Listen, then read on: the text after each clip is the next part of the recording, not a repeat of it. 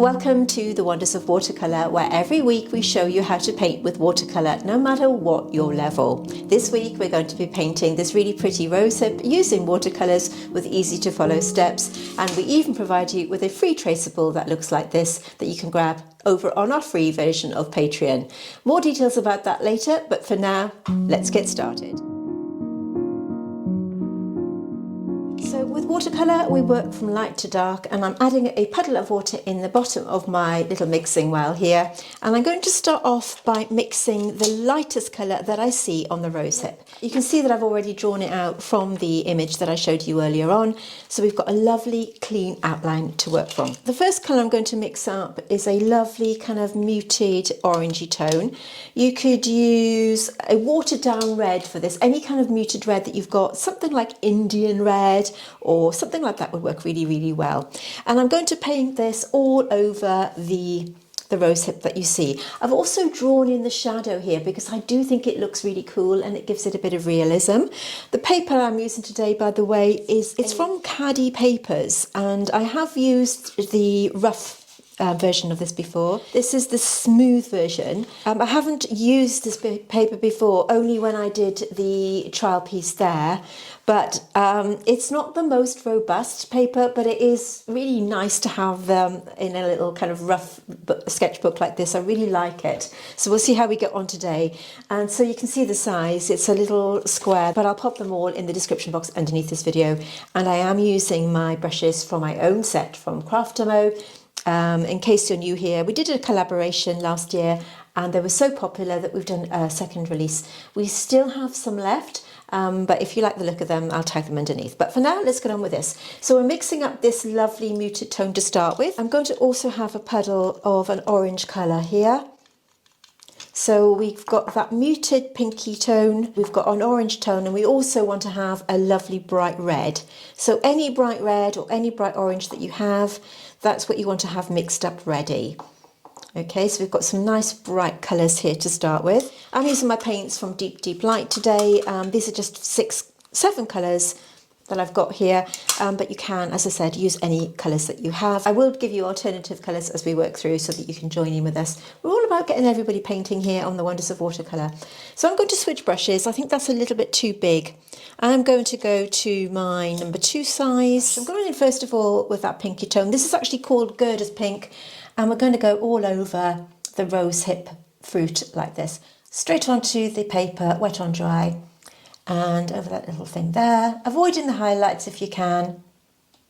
Just use any brush that you're comfortable with, and we're working wet on dry, so that means we're straight onto the watercolour paper with that paint. So we are going to be building up these colours one by one so that we get a lovely fresh looking watercolour painting. When you're painting this way, your painting won't go muddy. I know if you're new to watercolour, one of the things that I hear a lot is it looks overworked. So when you're painting this way, it won't look overworked. It will look really fresh and well brought together. So depending on where you're living and the sort of temperature of your room and your climate and all that thing, you need to just let that settle in for a minute or two, a second or two, so that that glistening of the paper disappears. And once that few seconds has elapsed, I'm picking up the orange colour that you see here. This is called Rosehip. If you brought my Raised Blooms palette from Deep Light, that will be in there. So you can see this is like a gorgeous yellowy orangey tone. It's actually called Rosehip, so it's very fitting that we're putting it on here. Dropping that in. We're still going to be layering this up, don't forget. I'm just putting it to the areas that I think I can see that kind of yellowy orangey hue. So this is just our first layer, don't forget. And then I'm going to mix up that red and drop in the red where I see that colour. So we've still got elements of that pinky tone underneath, and we're just going to drop this in. I'm staying away from that little bit at the bottom if I can, where we see this kind of disappearing edge, but don't worry about it too much. Just drop that in for the first layer. Super easy, working around those highlights. And we've now got this really good base layer to work on. Just taking off the excess there and just using that brush to just gently move the paint where I want it to go. One of the things I hear very often about watercolour is it's hard to control, but when you're working in small areas like this, it does make it really easy. So just take your time with it. Remember, it's going to be built up in layers, and you're the one in control of the paint. So just going to let that settle in for a minute. and let it do its thing. While I'm waiting for that to settle in, I'm going to look at the stem and do the first wash of that. So to that, I'm going to mix a kind of browny grey colour. I've got Captain's Grey here in my set. This is a lovely granulating colour, but if you haven't got this, you could use something like a Van Dyke brown with a little bit of green in it. You can see it does separate out on there, but to that, I'm going to add Wagon Green, which is a lovely muted green tone, so that we've got a nice base colour to work with. In my other puddle, I'm going to do Wagon Green. You could use Olive Green instead, but this is a rather special colour from Deep Light. And to that, I'm going to add a smidgen of raw sienna. So we just want to make it a little bit more yellowy. So we've got a little bit of raw sienna going in there as well. Like I said, you could use, in its place, you could use something like olive green or olive green with a bit of sap. Something like that would do just as well. You can see the separation of this kind of colour here. This paint is dual granulating, which means that you have that kind of two colours in there separating out. So I'm going to put this straight on, avoiding this because I don't want that to blur into that colour for now. So I'm leaving a little gap there and then taking this colour straight on to the stem like this. All over where we've got that pencil line, avoiding the shadow area for now. So straight on, and this is just guiding us where we're going to go later on. So just adding these colours together.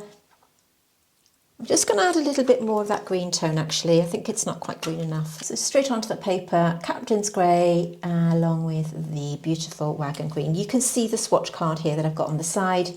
And that gives me a really good idea on how these colours are going to look together. I do like to vary them, which is why I've got these different colours mixed up. We're going to take this right the way over to this part here, straight onto the paper. This brush is great for applying washes of this size. It hasn't got a super fine point. We have got another brush in the set that does have this very fine point for finer details. I'm going to use that later on, but I think this is great for this kind of part of the painting. So straight onto the paper.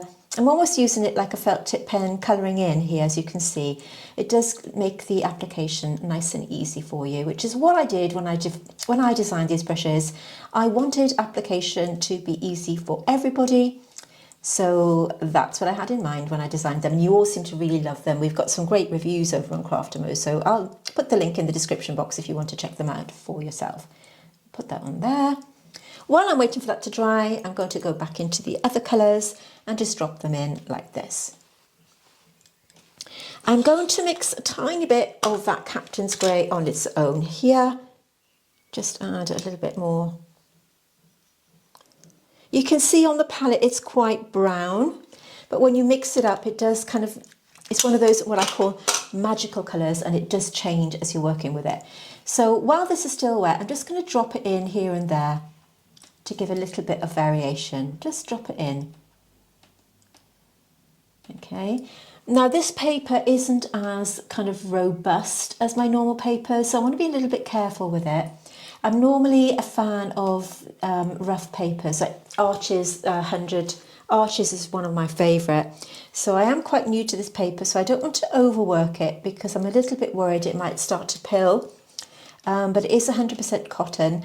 I don't think they're, you know, one of these really expensive papers. I have used the rough surface before, or the cold pressed before, but I haven't used this. To me, this isn't smooth.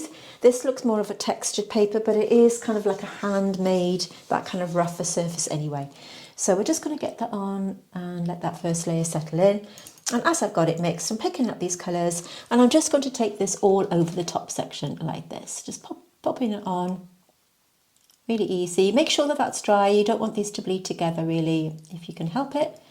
And you can see, because this Captain's Grey is a granulating colour, it'll settle into that paper and make it look really natural. You can see if I lift it out a little bit there, you can see that kind of colour underneath. It has gone into that colour a bit, but that's okay. So that's our first wash on. I need to be really patient now and let this dry. But while I'm waiting for it to dry, let me tell you a bit about these paints. These are from Deep Light. I have put them in the little tin here. They are from my comprehensive set that I have here. Let me show you. So I just picked them out and popped them into this little tin here. Deep Light are a stunning brand that I've been working with for quite some time now. So I've popped them into this little tin so it makes it easy to work with. Wagon Green, which you see here, Captain's Grey, Goddess Pink. We have Wild Berry, Rosehip and Raw Sienna. The bright red that you see here that I've got mixed up in my palette is Vermilion. So all of these colours are available on their website if you did want to treat yourself. But remember, you don't have to go out and buy them. Use what you have, and if you get stuck with matching your colours, let me know in the comments below and I'll always be here to help you out. The purpose of my channel has always been to get people painting, but if you did want to treat yourself to some of these rather special handmade watercolour paints from Deep Light, I have a discount code, Deep Ray, that you'll see on your screen right now, and you can head over to their website, which I will link in the description, and you can treat yourself to these paints with a 10% code off. They are very special, they are handmade, and I absolutely adore them. So check out that code in the description box, and you can treat yourself to some of these if you're in the market for some new paints. Okay, this isn't quite dry enough yet, so I'm going to just take a little minute to use the brush to soften the edges of these highlights. At the moment they're looking a little bit hard, so we want to just soften that out with a damp brush just to kind of make it look a little bit softer. The first wash is now dry, which means we can go in and put the other layers on. I'm going to use the same two colours as before. I might just use a little bit of that Goddess Pink just to go over some of the disappearing edge here, and that will give it a nice soft focus. I'm just going to pop that on first of all. It's not absolutely necessary, but it does help. And then to the orange mix that I've got here. So to recap, this is Rosehip, but you can use something like a transparent orange, or anything that's got that lovely orangey kind of yellowy hue, or you could mix your own by using red and yellow, of course. I'm not taking the orange tone to the top bit here, because if you're looking at the photograph that's on your screen, it's got a kind of more of a sort of purpley hue. So we don't want to put this colour there, only on the areas where we see the orangey tone. So to this section here, and I'm just cleaning my brush to soften these little edges. Again, we want these little highlights to look really, really soft. If you're wondering why I'm using a small puddle here of water in my palette rather than my jar, it means that the brush doesn't get saturated with water and I can just pat it clean there. I'm patting it on my kitchen paper as well. Picking up the red next, this is Vermilion. Any red colour that you've got would work well, but this Vermilion from Deep Light is a very, very intense red, which I love. I'm going to be using that straight on to the damp paint that I've applied, and then just taking it around the side here. I'm also taking this to the very top, because we can mix another colour to make it more purpley, and bringing it down these little highlights. Because I haven't applied water on the highlights, the paint isn't going to naturally flow onto them, keeping them nice and clear. You can see already how lovely and bright this is. So just popping that on, just add a bit more. We've got this beautiful, gorgeous red tone, but I haven't gone right down to the bottom. Like that, cleaning my brush and my little puddle, patting it dry, and then just using that damp brush just to gently move that paint around to soften that edge there. I've got another colour here called Wild Berry. This is a burgundy tone. You could use any purple, you could use something like a Cerulean Violet if you've got that. Anything that's got a purpley hue, and I'm just going to drop that in the top. Just a tiny bit there. And also maybe a little bit just dropping in. Again, just give that illusion of a little bit of definition and a little bit of shading before we go on to our next level. So just soften that through. I'm going to use my blender brush next. This is, I guess, what you would call an eradicator type of brush. don't use it to apply paint, but it's used to kind of merge colours together, or if you've gone outside the pencil line, you can use it to remove anything. It's quite a stiff bristle and it's got a curved tip. And when I designed this, I made it with a curved tip because I know how easy it is. It will make the job easier if you're going to kind of lift up any curved shapes, as I am here. That first wash has almost disappeared, and sometimes that can happen. And I'm just going to take the curve of that brush and just gently lift out some colour there. I'm doing this because I do want that disappearing edge to be present. So when this hits that shadow, you can see that it looks a little bit more round than it does already. So I'm just going to use that brush to gently lift that out. You can also use this to lift out highlights, or if you want to, like I said, you can use it to, if you've gone outside the pencil line, it's got that lovely shape. Many eradicator type brushes are flat on the tip, and when you're using a flat brush like that, you can't quite get into the corners. So I designed this with a nice round tip.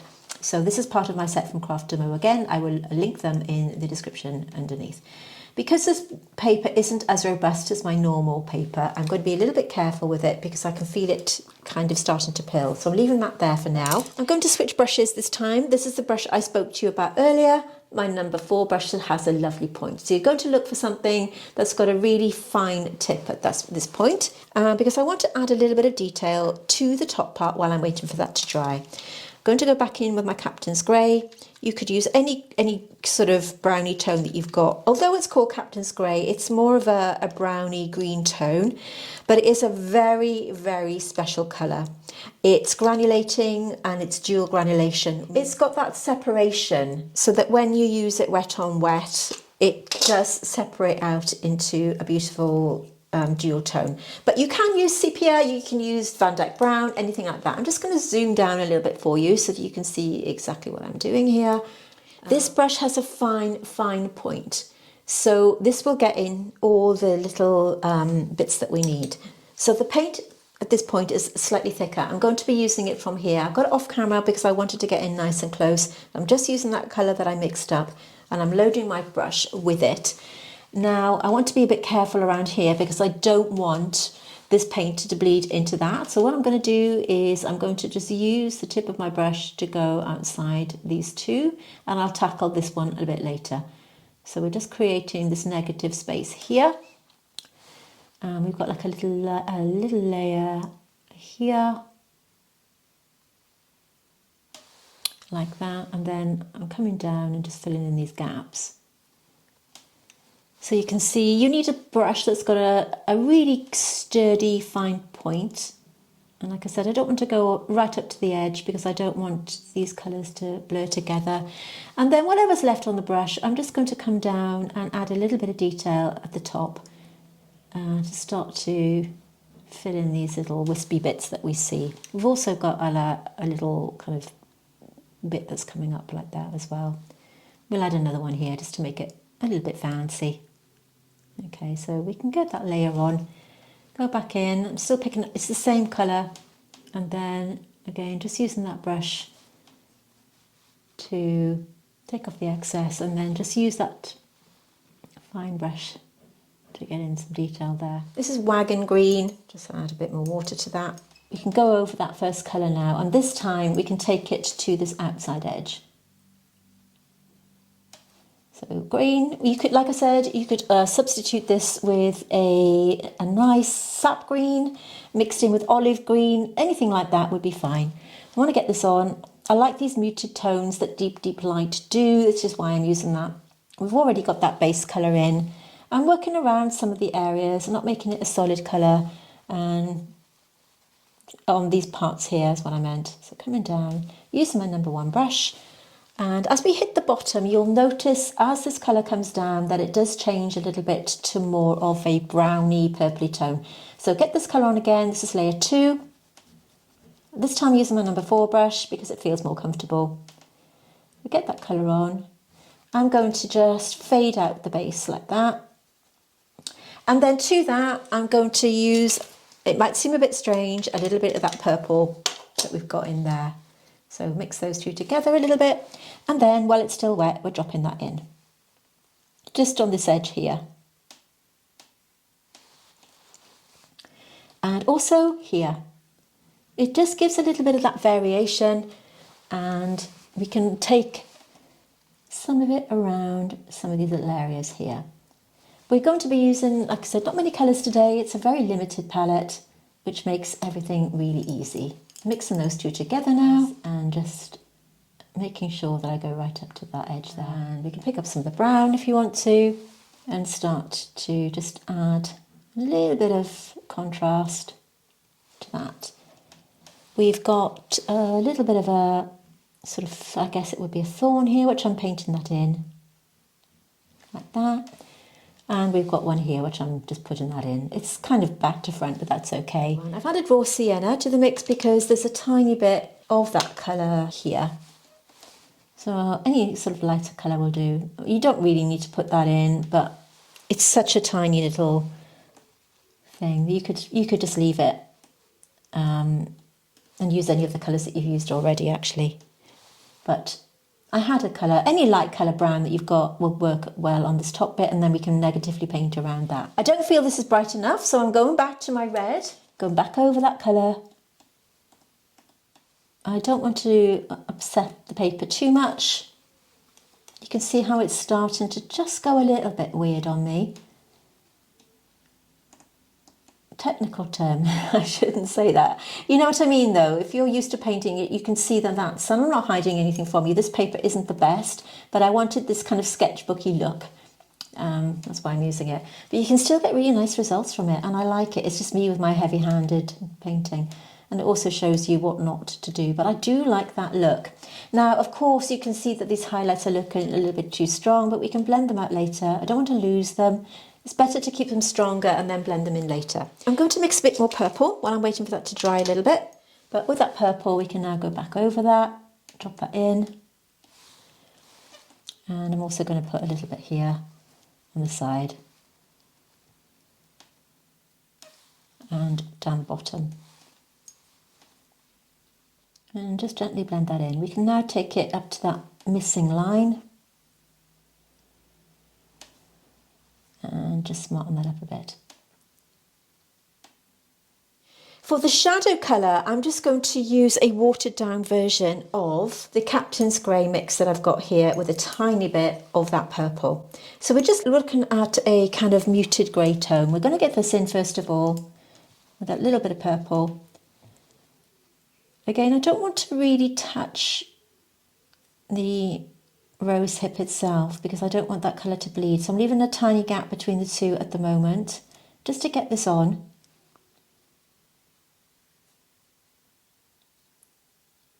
Remember, if you want the free outline, I'll put it over on Patreon for you. Details of Patreon are in the description box. So if you head over there, you can find me over there. And like I said, it's completely free. There's no obligation to join us.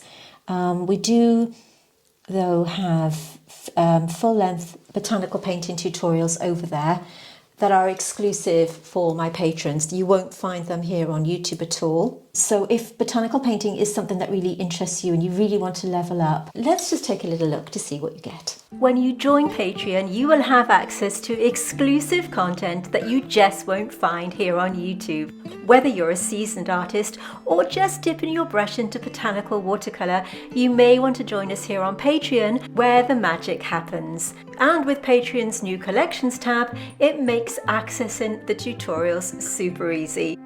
When you join us here on Patreon, we dive deep into the art of botanical watercolours, from vibrant blooms to fine detail, and I'm here to guide you every step of the way.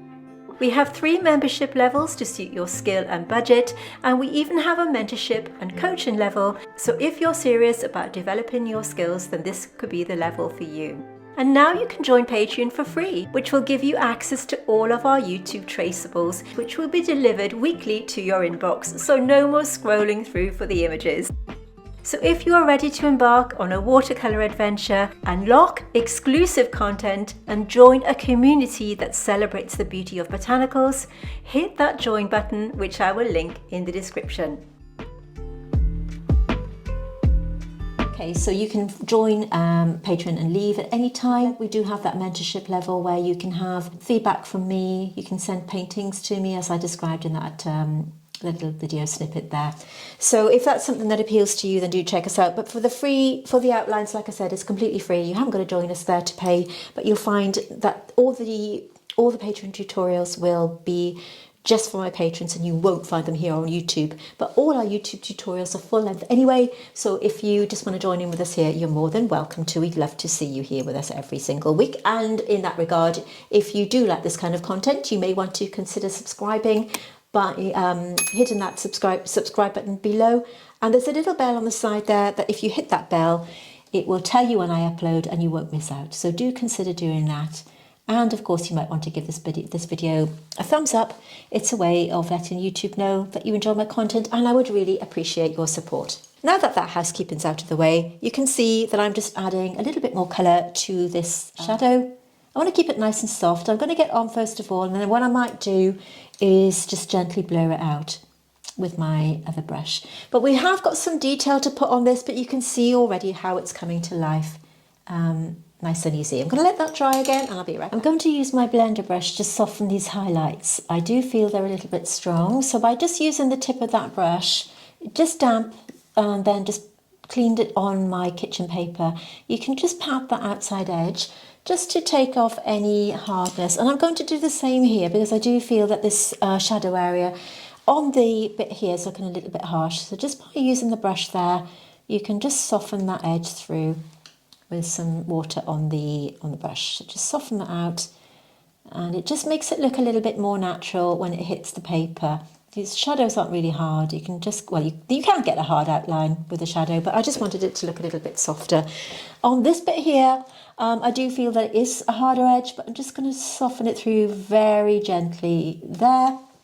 And now that everything's dry, I'm going back to my number 4 brush, and we can just put a bit more detail in it here. So I've mixed up a bit of Captain's Grey with a tiny bit of that beautiful wild berry. Wild berry is that purpley colour. And now that it's dry, using my number 4 brush, we can go in and just add a bit more of a darker colour here and there. So just taking that right up to that edge there. We can take it into the fruit itself. And the paint at this point is a lot thicker than it was before, so we can come down just add a bit more detail where you feel comfortable. Okay, this is for beginners and everybody else. So we're all about making the job as easy as we can. And just taking this line down here, adding a bit of variation. Where we've got this line here, we can take this over now and just add a bit of detail here. And of course, on the tip of this section here. Okay. Working down, there are some little sort of, I don't know what you call these things, but you can put a few bits of detail in if you want to. And also just take a line here and there. We want to give this a bit of variation. We don't want it to look flat. And again, where we've got this bit, we can come down with a darker colour. Nice and easy. Just like that, and just add. Now on this, we've got a little bit of a bruise, or I don't know what you'd call it. We can just pop that on with the same colour here, and it will lift up the middle paint anyway, and just drop it in and make it look really natural, and just add that in. Okay, if you wanted to add a bit more detail to the top, you can certainly go in again with this colour or the dried up colour there and start to put a bit more detail in if you wanted to, just like this. Just turning my page around for you here so that I can just get into the little corners so that you can see what I'm doing. Remember, if you join our Facebook group, we are also called The Wonders of Watercolour. You can share your finished paintings there and get some feedback from me and our members and our team. We are a fantastic community. I'm immensely proud of it, and do join us. We'd love to see you over there because, like I said, you can share your finished work and get some feedback, and it's a great way to learn, isn't it? Getting some feedback from other people. We are a very, very friendly community over there. We are heavily moderated by my fantastic moderators and admin, so we'd love to see you there. And again, we are called The Wonders of Watercolour, and I will link that in the description box underneath. So I'm going to call this finished at this point. I think we're pretty much done with it. If you have enjoyed it, then please give it a thumbs up, as I've said. If you want to treat yourself to these paints, you don't have to, but I am going to mention them because I know many of you like them. The brand is called Deep Light. They're handmade by two lovely Latvian ladies called Dana and Agnes, and they are absolutely adorable, and they've been kind enough to send me these paints, but I would buy them anyway because I absolutely love them. The brushes I've used are from my set from Craftamo. They come in a set of 5 along with the flat brush that you can see here. At the time of filming, we still have, I think, about a third of stock left, but once they've gone, they've gone. So if you do want to treat yourself, I designed them myself, and they are absolutely gorgeous to work with. Like I said, we've had many 5-star reviews on those brushes, so do treat yourself to those if you're in the market for some new equipment, and who isn't as an aspiring artist. These are the colours that I've used. Again, Wagon Green, Captain's Grey, Gerda's Pink, Wildberry, Rosehip, Raw Sienna and Vermilion. I will put the reference photograph, the outline that you saw me use at the beginning, all for free over on our free version of Patreon. So we'd love to see you there, so do join us over there. Give this video a thumbs up if you've enjoyed it. I'm going to stop talking now, and let's just take a moment to appreciate the finished painting.